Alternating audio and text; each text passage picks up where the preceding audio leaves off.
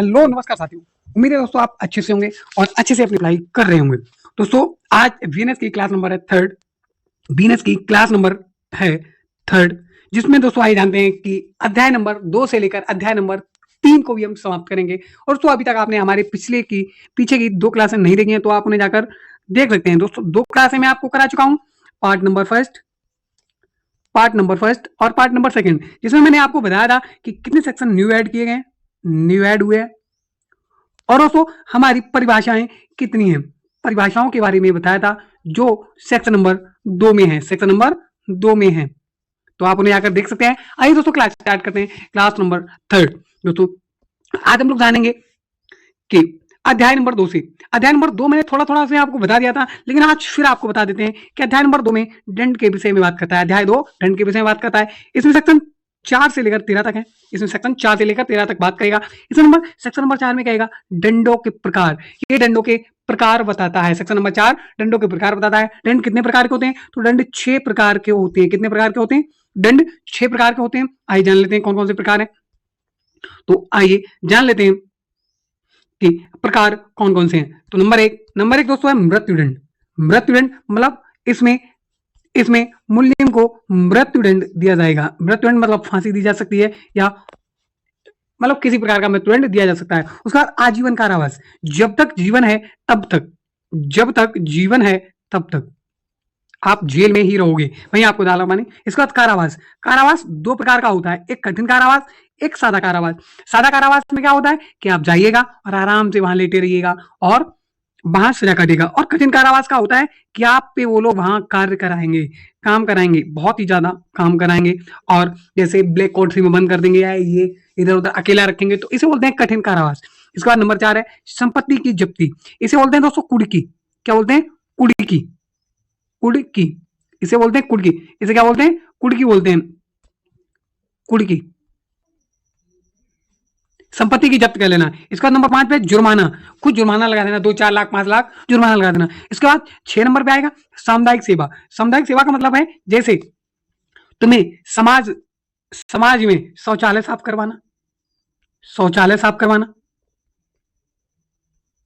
या चौराहे पर ट्रैफिक को कंट्रोल कराना आदमी आपको सामुदायिक सेवा करवाई जा सकती है समाज के लिए, जो समाज के हित में है। आगे बात कर लेंगे सेक्शन नंबर 5। सेक्शन नंबर 5 है दोस्तों कि दंडादेश का लघुकरण। दंडादेश का लघुकरण मतलब सजा को कम करना, सजा को कम करना। दोस्तों अभी तक आपने हमारे चैनल को सब्सक्राइब नहीं किया तो चैनल को सब्सक्राइब कर बेल आइकन प्रेस कर दें, जिससे कि आने वाली वीडियो आपको बहुत ही जल्दी मिलती रहे। दोस्तों ये यूपीएसआई के लिए मोस्ट इंपोर्टेंट नोट्स हैं और आपको अगर पीडीएफ चाहिए तो हमारे अरुण क्लासेस फरुखाबाद पर जाकर आप ये पीडीएफ प्राप्त कर सकते हैं। टेलीग्राम पे जाएं और अरुण क्लासेस फरुखाबाद सर्च करेंगे तो आपको एक टेलीग्राम चैनल मिलेगा जहां पे आपको ये पीडीएफ मिल जाएंगे। इसके बाद दोस्तों सजा को कम करना, इसका मतलब क्या है कि समुचित सरकार। और समुचित सरकार क्या है? समुचित सरकार का मतलब है केंद्र और राज्य सरकार, केंद्र की और राज्य की सरकार, केंद्र व राज्य की सरकार, कई सरकारें समुचित सरकारें जो विधि द्वारा चुनी गई, इसे कम कर सकती हैं। किस कम कर सकती हैं? अपराधी की संपत्ति के बिना किसी दंड को और दंड के प्रकार को कम कर सकते हैं। कौन? समुचित सरकार है, राज्य सरकार और केंद्र सरकार, दोनों की बात यहां कर रहे हैं। इसके बाद सेक्शन नंबर 7 की बात करें, संपूर्ण कारावास या उसका कोई भाग। संपूर्ण कारावास या उसका कोई भाग कठोर होगा, कठोर होगा या सादा भी हो सकता है। ये कौन तय करता है? ये कोर्ट तय करता है। कौन तय करता है? ये कोर्ट तय करता है। संपूर्ण कारावास कठोर होगा या उसका कोई भाग कठोर होगा या संपूर्ण कारावास सादा होगा या कठोर होगा। आइए बात कर लेते हैं सेक्शन नंबर 8 की। सेक्शन नंबर 8, सेक्शन नंबर 8 है कि जुर्माने की रकम, जुर्माना आय देने में व्यक्ति का दायित्व क्या है, कि जुर्माना कैसे व्यक्ति देगा या पैसा न जमा करना, पैसा न जमा करने पर क्या होगा। तो सेक्शन नंबर 8 का 1 देखेंगे, 8 का 1 देखेंगे तो यहां जुर्माना निश्चित ना हो, यह कोर्ट तय करेगा। भाई कौन तय करेगा? जुर्माना कोर्ट तय करेगा, पर अत्यधिक नहीं होगी, अत्यधिक नहीं होगी। मान लो अब कोई गरीब आदमी है, उसको वो 1 लाख जुर्माना भर सकता है, अब उसपे 1 करोड़ जुर्माना लगा दिया तो क्या वो भर लेगा? नहीं भर लेगा, मतलब अत्यधिक नहीं होगा। ठीक है। इसके बाद सेक्शन नंबर 8 का 2, जुर्माना न देने पर न्यायालय कारावास देगा।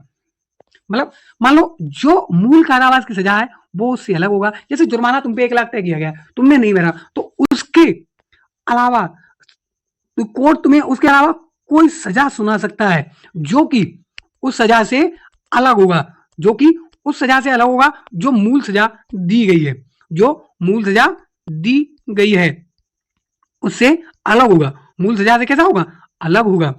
अब आगे बात कर लेते हैं कि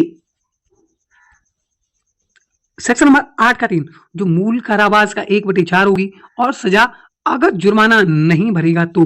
अब देखो उसी बात कर लेता है कि जैसे जुर्माना नहीं भरा, जैसे 20 साल की सजा आपको कोर्ट ने सुनाई, कितने साल की, 20 साल की, और आप पे जुर्माना भी लगा है, तो इसका 1/4 सरकार तुम्हें, मतलब कोर्ट तुम्हें और सजा सुनाएगा, मतलब 5 साल की और सजा बढ़ जाएगी, जो 20 5 25 साल की सजा हो जाएगी।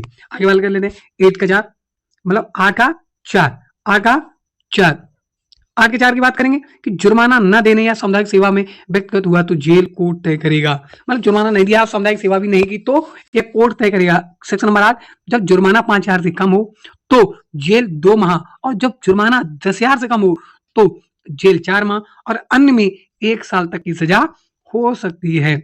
आगे बात कर लेते हैं सेक्शन नंबर 8। सेक्शन नंबर 8 है कि सेक्शन नंबर 8 का 6, जुर्माना चुका देने पर कारावास समाप्त हो जाएगा। अगर आपने जुर्माना चुका दिया तो आपका कारावास, आपकी जेल समाप्त हो जाएगी। सेक्शन नंबर 9 की बात करेंगे कि कई अपराधों से मिलकर बने अपराध के लिए दंड की अवधि तो एक अपराध के बराबर ही होगी। मान लो कई अपराध किए हैं तो उनकी अवधि मिलाकर एक दंड के ही बराबर होगी। आगे बात कर लेते हैं सेक्शन नंबर 11 की। सेक्शन नंबर 11 की बात कर लेते हैं, मोस्ट इंपोर्टेंट सेक्शन है, इसे दोस्तों आपको याद रखना, मोस्ट इंपोर्टेंट सेक्शन है, याद रखना है दोस्तों, रट लेना है। आईपीसी में पहले ये हुआ करता था 73, एकांत परिरोध, तन्हाई, जिसे नहीं बोलते हैं काली कोठरी में बंद कर देना, कठोर कारावास की सजा में दी जाती है, काली कोठरी में बंद कर दिया जाता है, न्यायालय द्वारा दिया जाएगा, ये कोर्ट द्वारा दिया जाएगा, ये कुल मिलाकर 3 माह पूरी सजा का दिया जाएगा। पूरी सजा जो भी होगी, मान लो 20 साल की सजा है तो उसमें कुल 3 माह ही रहेगा, एकांत में रखा जाएगा, काली कोठरी में रखा जाएगा। आगे सेक्शन नंबर 12, सेक्शन नंबर 12 है एकांत परिरोध की अवधि। एकांत परिरोध की अवधि एक बार में सिर्फ 14 दिन ही हो सकती है, जैसे नहीं कह सकते रिमांड पर ले लेना, तो एकांत परिरोध भी एक दिन में 14 दिन ही आप काली कोठरी में एक व्यक्ति को रख सकते हैं। आगे बात करें सेक्शन नंबर 13 की, दोबारा अपराध करने पर दंड बढ़कर मिलेगा। दोबारा जैसे कोई अपराध आपने एक बार किया, उसकी 1 साल सजा हो गई, लेकिन आप फिर नहीं माने कि क्या है 1 साल की सजा काट ली, फिर दोबारा अपराध कर दिया, तो इस बार सजा आपको बढ़कर मिलेगी। 1 साल नहीं, 2 साल भी हो सकता है, 4 साल भी हो सकता है। लेकिन कोई व्यक्ति अपराध, section number 17, section number 17, section number 17 देखेंगे तो सेक्शन नंबर 17 क्या है कि आम नागरिक द्वारा तथा भूल या किसी के द्वारा की गई शक्तियों का प्रयोग अपराध नहीं है। जैसे इसमें एक केस हुआ था, इसमें एक केस हुआ था कि इसमें केस हुआ था बोंदा बुई वर्सेस सम्राट। इसमें क्या हुआ था कि उसने खेत में देखी एक आकर उसे लगा शैतान है, उसने उसके कुल्हाड़ी मार दी, बाद में पता चला भाभी है। अब जैसे आज का उदाहरण, जैसे तुम किसी को रात में भूत बनकर डरा रहे हो तो वो तुम्हारे गोली मार देता है या कुछ कर देता है तो वो अपराध नहीं माना जाएगा। आगे बात कर लेते हैं सेक्शन नंबर 18 की। सेक्शन नंबर 18 है कि विधि पूर्वक कार्य करते हुए दुर्घटना हुए अपराध में छूट। इसकी 4 शर्तें हैं, सावधानी से कार्य किया गया हो, आपराधिक आशय ना हो, विधिपूर्ण साधन से हो, और दुर्घटना या दुर्भाग्य से हो। जैसे कोई कार्य विधिपूर्ण किया जा रहा है, कानून के समझ में किया जा रहा है और कोई दुर्घटना हो जाती है तो वो अपराध नहीं होगा, अपराध नहीं होगा। सेक्शन नंबर 19 देखेंगे, सेक्शन नंबर 19 है सेक्शन नंबर 19 देखेंगे, सेक्शन नंबर 19 है बड़ी हानि से बचने के लिए, बड़ी हानि से बचने के लिए छोटी हानि कर देना तो अपराध में छूट मिलेगी। जैसे यहां आप लोग समझ लेना कि बड़ी हानि से बचने के लिए छोटी हानि कर देना तो अपराध में छूट। जैसे एक बम का गोला है, एक बम का गोला रखा है, इधर 100 लोगों की भीड़ है, इधर 100 लोगों की भीड़ है और इधर 1 लोगों की भीड़ है, इधर मान लो 2 लोग हैं, तो बम का गोला इधर फेंका जा रहा है और तुमने उसे इधर फेंक दिया तो ये अपराध नहीं होगा, यहां आपको छूट मिलेगी क्योंकि आपने 100 की जान बचाई और 2 की मृत्यु हुई है तो ये इसमें छूट मिलेगी। Section number 20 most important section है, मोस्ट इंपोर्टेंट सेक्शन है, यहाँ देखिए मोस्ट इंपोर्टेंट सेक्शन क्या, सेक्शन नंबर 20 7 साल तक के बालक द्वारा किया कार्य अपराध नहीं होगा। ये आईपीसी नंबर 82 में था, ये बहुत इंपॉर्टेंट है। जैसे 7 साल से नीचे कोई बच्चा है और कोई मान लो उसे अपने पापा का रिवॉल्वर या कुछ बंदूक मिल गई और उसने किसी को गोली मार दी परिवार में, तो वो थोड़ी जानना है कि मैं ये अपराध कर रहा हूँ, वो थोड़ी जानना है, तो उसे यहाँ छूट मिलेगी। ठीक है, सेक्शन नंबर 21 सेक्शन नंबर 21 क्या है? सेक्शन नंबर 21 ये भी मोस्ट इंपोर्टेंट सेक्शन है। सेक्शन नंबर 21 7 साल से 12 साल से कम के बालक अपराध अपराध करता है तो वह अपराध के बारे में जानता है तो अपराधी होगा, और नहीं जानता है तो अपराधी नहीं होगा। जैसे 7 साल से 12 साल का बच्चा है और वो कोई अपराध कर रहा है, मान लो जैसे किसी गोली मार दी या किसी का डंडा मार दिया और वो मर गया, अगर वो जानता है कि यह अपराध है फिर भी जानबूझकर कर रहा है तो अपराध है, और वो नहीं जानता तो अपराध नहीं है। इसके बाद ये भी एक सेक्शन नंबर 22 मोस्ट इंपोर्टेंट, ये भी है। तीनों सेक्शन 20, 21 और 22 ये मोस्ट इंपोर्टेंट। विकृत चिति मतलब पागल व्यक्ति द्वारा किया गया कार्य अपराध नहीं होगा। कार्य उसका सबसे पहले क्या होगा? मेडिकल होगा। यदि वह जानता है अपराधी, वह जानता है कि अपराध है तो वह अपराधी है, और नहीं जानता है तो वह अपराधी नहीं है। सेक्शन नंबर 24, सेक्शन नंबर 24 मतता नशे में किया गया कार्य अपराध नहीं माना जाएगा। मान लो कोई कार्य नशे में हो जाता है तो अपराध नहीं माना जाएगा। यदि शर्तें हैं, कब शर्तें कब नहीं मानेगा? शर्तें यदि वह अनजाने में करता है, जैसे कोई अनजाने में हो जाता है, या वह कोर्ट में सिद्ध करेगा कि मैं नशा नहीं करता था, मुझे कराया गया था, कि जिसे उसे कोई कार्य हो गया और उसने कहा, वो सिद्ध कर देता है कि मैं नशा नहीं करता था लेकिन मुझे नशा कराया गया तब ये कार्य हुआ है, तो अपराध नहीं माना जाएगा। आगे सेक्शन नंबर 26, सेक्शन नंबर 26 है, सेक्शन नंबर 26 है फायदे के लिए सद्भाव पूर्वक किया गया कार्य यदि मृत्यु हो जाए और आशय नहीं था तो अपराध नहीं है। जैसे कोई कार्य फायदे के लिए किया जा रहा है और सद्भाव पूर्वक सद्भावना पूर्वक किया जा रहा है और यदि मृत्यु हो जाती है तो कोई अपराध नहीं है। यदि आशय नहीं था, उसकी इंटेंशन नहीं थी, जैसे एग्जांपल सर्जन भाई कोई ऑपरेशन कर रहे हैं, अब वो मारने के लिए ऑपरेशन थोड़ी कर रहे हैं, अब धोखे से यदि मरीज की मृत्यु हो जाती तो वह अपराध नहीं है। सेक्शन नंबर 27, सेक्शन नंबर 27 की बात करेंगे हम लोग। सेक्शन नंबर 27 संरक्षक द्वारा या उसकी संपत्ति से पागल या 12 साल तक कम आयु के बालक के लिए कोई फायदे का कार्य कर रहा है और तो मृत्यु या चोट लग जाती है तो अपराध नहीं है। जैसे कोई संरक्षक है, कोई पागल बच्चा है जो 12 साल से कम आयु का है और उसके लिए कोई कार्य किया जा रहा है और वो धोखे से मर जाता है तो अपराध नहीं माना जाएगा। आगे सेक्शन नंबर 28 संपत्ति या संपत्ति नहीं मानी जाएगी कब? यदि भय से अधीन क्षति का भय हो, भ्रम के अधीन तथ्य का भ्रम हो, मतलब भ्रम हो तो अपराध नहीं है। मोस्ट इंपोर्टेंट सेक्शन है 29, तो देखना गर्भपात का निषेध, गर्भपात का निषेध अपराध है। आगे सेक्शन नंबर 30, सेक्शन नंबर 30 देखेंगे। सेक्शन नंबर 30 है कि संपत्ति के बिना किसी फायदे के लिए कार्य कर रहे हो तो अपराध नहीं है। मतलब संपत्ति के बिना किसी फायदे के लिए कार्य करते तो अपराध नहीं है, जहां शर्तें जहां व्यक्ति सम्मति देने में असमर्थ हो या सावधानी पूर्वक या फायदे के लिए कर रहा हो तो अपराध नहीं है। आगे सेक्शन नंबर 31, क्लास दोस्तों लंबी हो रही है लेकिन दोस्तों पूरी देखना क्लास, जिससे कि दोस्तों बहुत ही अच्छा है। यहाँ चैप्टर हम खत्म करेंगे और आगे चैप्टर नंबर 4 को लेके चलेंगे। आगे बात कर लेते हैं 5 को। सेक्शन नंबर कहते हैं सद्भाव पूर्वक दी गई जानकारी देने पर कोई व्यक्ति मर जाता है तो कोई घटना होती है तो जानकारी देने वाला अपराधी नहीं होगा। जैसे कोई खुशी की बात बता रहा हो, किसी को हार्ट अटैक आ गया, मर गया, तो वो अपराध थोड़ी है भाई। आगे सेक्शन नंबर 32, सेक्शन नंबर 32 की बात करेंगे। सेक्शन नंबर 32 जब धमकी या ड्राम मजबूरी से कर रहे कार्य कराया जाता है तो उसे अपराध में छूट मिलेगी। धमकी या डरा कर कोई कार्य किया जाता है तो उसे अपराध में छूट मिलेगी। अपवाद हत्या से बचाव नहीं है, अगर हत्या हो जाती तो बचाव नहीं मिलेगा। राज्य के विरुद्ध अपवाद में छूट नहीं है, मतलब देश के विरुद्ध आप देश विरोधी गतिविधियां कर रहे हो तो भी छूट नहीं मिलेगी। आगे बात करते हैं मोस्ट इंपोर्टेंट सेक्शन फिर आ गया दोस्तों, यहाँ इंपोर्टेंट है, उन्हें देखते रहना। सेक्शन नंबर 33 प्राइवेट प्रतिरक्षा का अधिकार, प्राइवेट प्रतिरक्षा का अधिकार, सेल्फ डिफेंस। दोस्तों यहाँ अपनी बाड़ी शरीर या संपत्ति किसी का भी अन्य बॉडी का भी आप सेल्फ प्रतिरक्षा या कर सकते हो, ये अधिकार देता है कौन?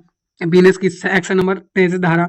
इसके बाद सेक्शन नंबर 34 कोई भी कार्य अपराध नहीं है जो प्राइवेट प्रतिरक्षा के अधिकार और उनका प्रयोग किया गया हो। ठीक है, आगे देखिए सेक्शन नंबर 35 शरीर और संपत्ति की प्राइवेट प्रतिरक्षा का अधिकार है। किसी अपने के शरीर की भी संपत्ति और संपत्ति का भी अधिकार है। मान लो कोई आपके शरीर पर वार कर रहा है या आपकी संपत्ति छीन रहा है तो वो उसकी प्रतिरक्षा है, उसकी रक्षा करने का आपका अधिकार है। आगे देखेंगे सेक्शन नंबर 36 मतलब 36। आगे बात करें विकृति पागल बालक या नशे में व्यक्ति के विरुद्ध आत्मरक्षा का अधिकार है, परंतु यह कोर्ट में सिद्ध करना होगा कि वो व्यक्ति तुम्हें मार रहा था या कुछ कर रहा था, तो ये भी अधिकार है। सेक्शन नंबर देखेंगे सेक्शन नंबर 37 से प्राइवेट प्रतिरक्षा का अधिकार नहीं है। प्राइवेट प्रतिरक्षा का अधिकार नहीं है कब? जब लोक सेवक ड्यूटी पर हो या लोक सेवक के आदेश से किए गए कार्य के विरुद्ध आप प्रतीक्षा कर रहे हो तो प्राइवेट प्रतीक्षा का अधिकार नहीं होगा। आगे नोट नोट पढ़ लेते हैं दोस्तों। केवल उतनी हानि पहुंचा सकते हो जितनी की आत्मरक्षा के लिए जरूरी होती है। आगे बात कर लेंगे दोस्तों section number 38 most important section है। मोस्ट इंपोर्टेंट सेक्शन है, इसे दोस्तों टिक कर लेंगे, इसे रटना पड़ेगा। शरीर की प्राइवेट प्रतीक्षा में कब जान ले सकते हैं, ये आइए जानते हैं कि प्राइवेट में तो शरीर की रक्षा कर रहे हैं तो कब हम किसी की व्यक्ति की जान ले सकते हैं।